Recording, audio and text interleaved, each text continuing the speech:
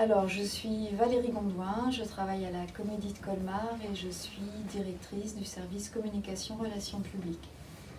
Voilà, la Comédie de Colmar est un centre dramatique national, ce qui veut dire que notre direction est artistique, ce sont des artistes qui sont à la tête de ces maisons et que nous avons pour mission de faire beaucoup de créations sur le territoire et de proposer toute une gamme de théâtre classique, contemporain, famille, etc.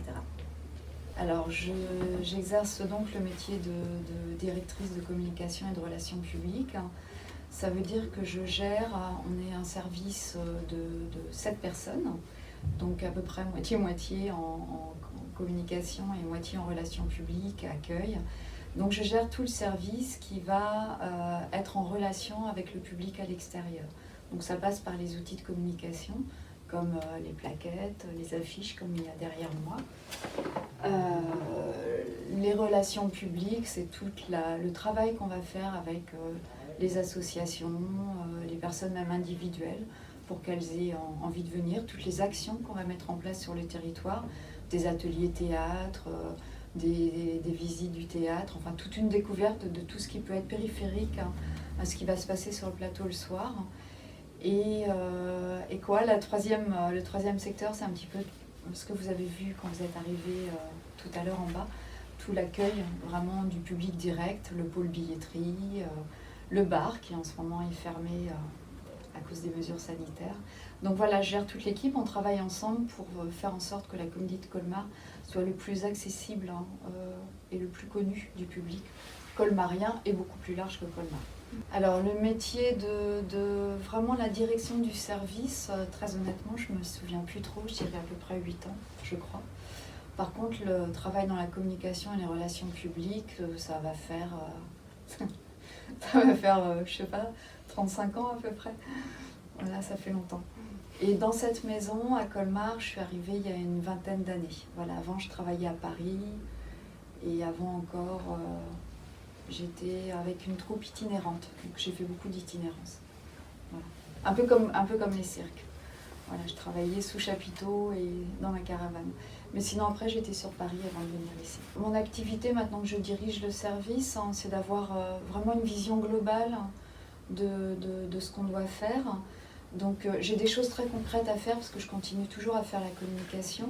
Donc c'est moi par exemple qui pense la communication, qui gère le budget communication, qui suis en relation avec tous les prestataires comme les imprimantes. Je travaille aussi avec des graphistes, donc ça vraiment un travail de proximité. On pense ensemble la communication.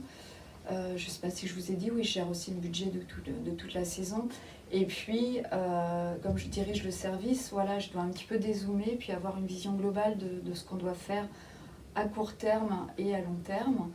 Donc je mets en place, si j'estime nécessaire, enfin je l'estime nécessaire, une réunion d'équipe chaque semaine où on se dit voilà qu'est-ce qu'il y a à faire dans la semaine qui arrive, qu'est-ce qui est urgent, et puis sur le mois qui arrive, quels sont nos objectifs, comment on s'entraîne. Voilà, ça c'est un petit peu le travail au quotidien qui est mené.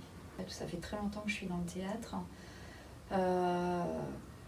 J'ai toujours eu une appétence pour Voilà, j'ai toujours été une grande lectrice, par exemple. J'ai toujours adoré bouquiner. Voilà, depuis que j'ai appris à lire, voilà, je suis tombée dedans. Et quand j'étais toute jeune, je regardais le théâtre à la télé, déjà. C'était il y a très très longtemps.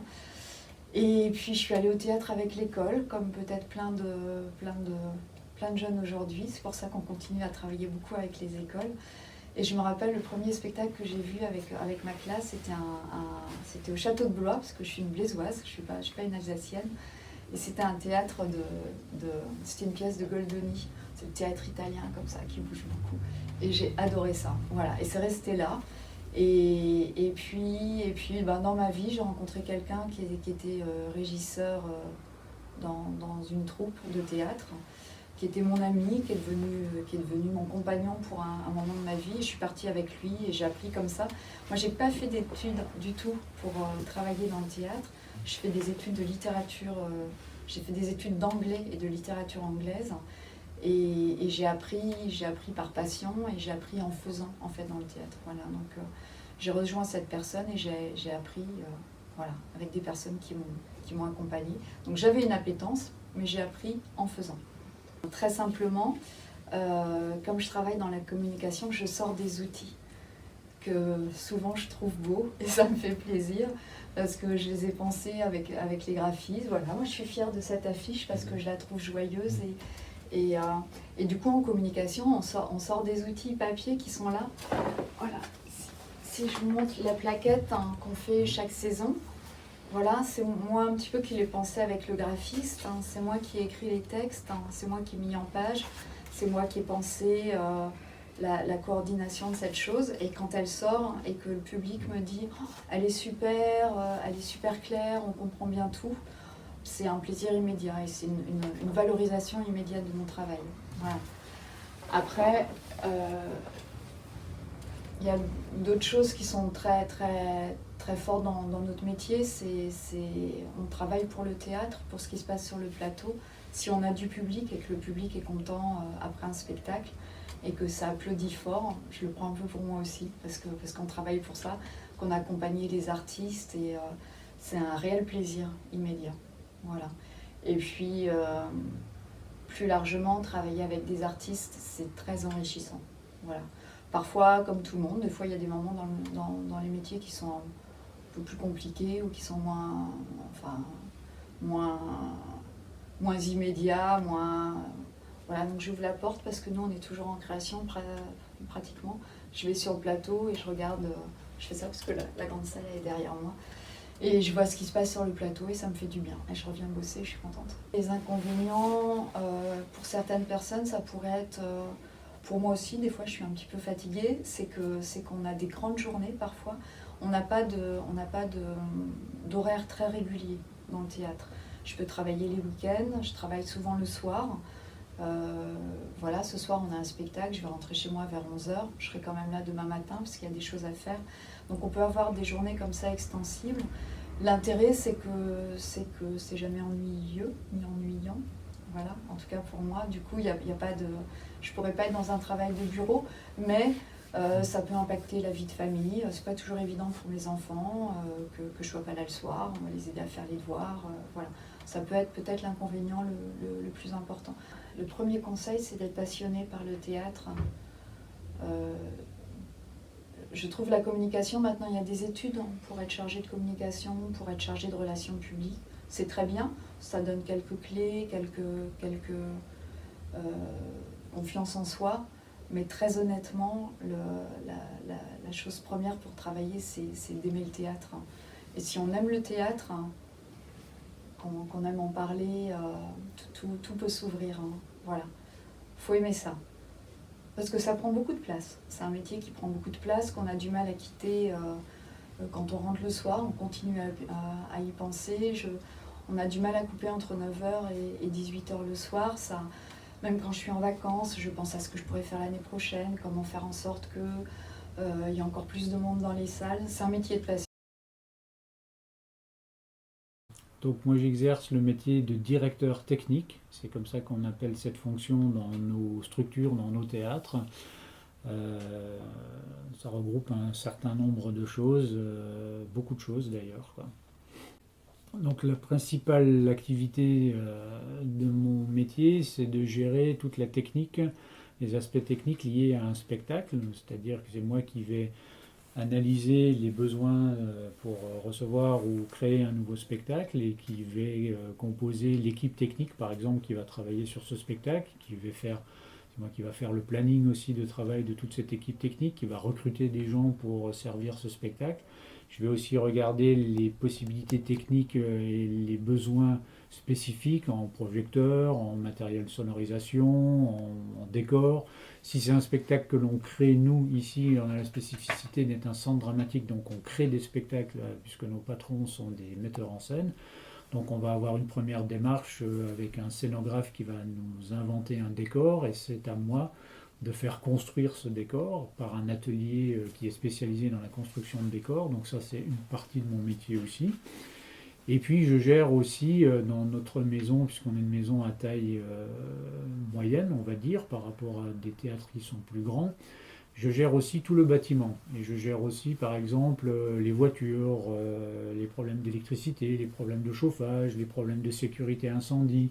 Il y a toute une partie dans le métier de directeur technique qui est consacrée à la sécurité, à la fois la sécurité de tous mes collaborateurs, tous les salariés du théâtre, et toute la sécurité aussi du public, puisqu'on gère un établissement recevant du public, donc je dois, moi, veiller au respect des lois et des règles, à la fois du code du travail et à la fois du code de la sécurité pour les établissements recevant du public.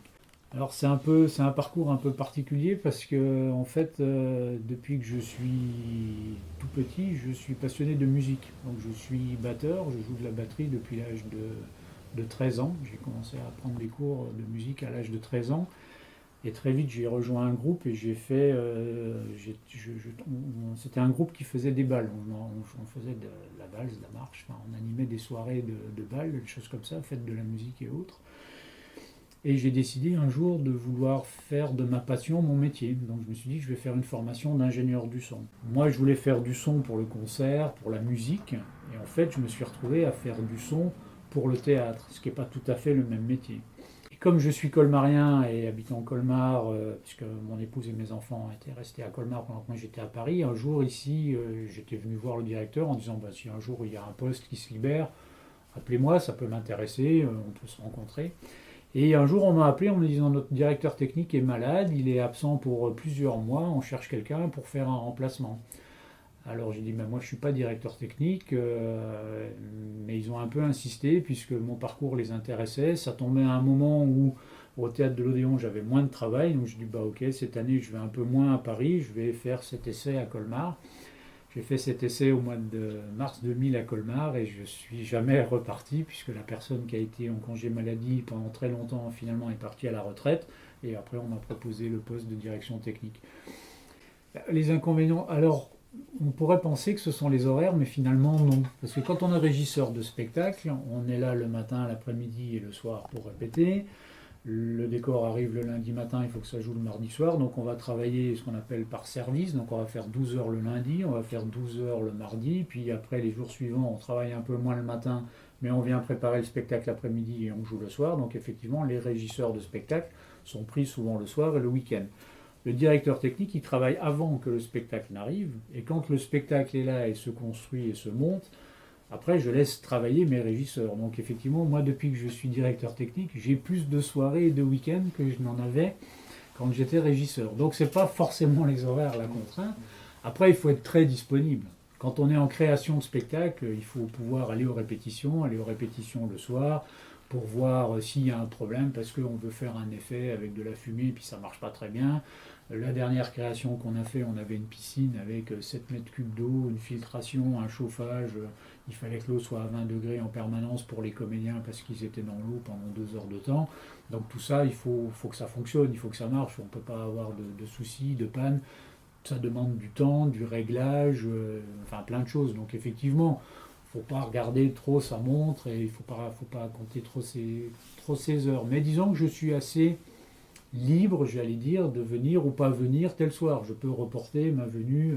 Donc ça, j'ai assez de liberté dans mes horaires. Se renseigner sur quels sont déjà tous les métiers qu'on peut trouver dans un théâtre, parce que les métiers techniques dans un théâtre sont quand même très très variés. Donc c'est une première approche. Je pense que pour être un bon directeur technique, il faut déjà avoir eu un parcours dans un des métiers du théâtre, machiniste ou responsable lumière ou régisseur son, parce que ça permet d'être vraiment intégré à toute une équipe, à connaître vraiment le fonctionnement, comment on fait un nouveau spectacle, comment ça naît un nouveau spectacle, comment ça vit en tournée, les différences et tout ça, pour avoir vraiment une vision très, très pratique de l'intérieur, pour savoir effectivement au mieux comment ça fonctionne à l'intérieur. Et après, on est quand même plus en capacité de dire bah ouais, mais je sais comment ça se passe, donc je m'aimerais bien faire comme ci, comme ça, ce genre de choses.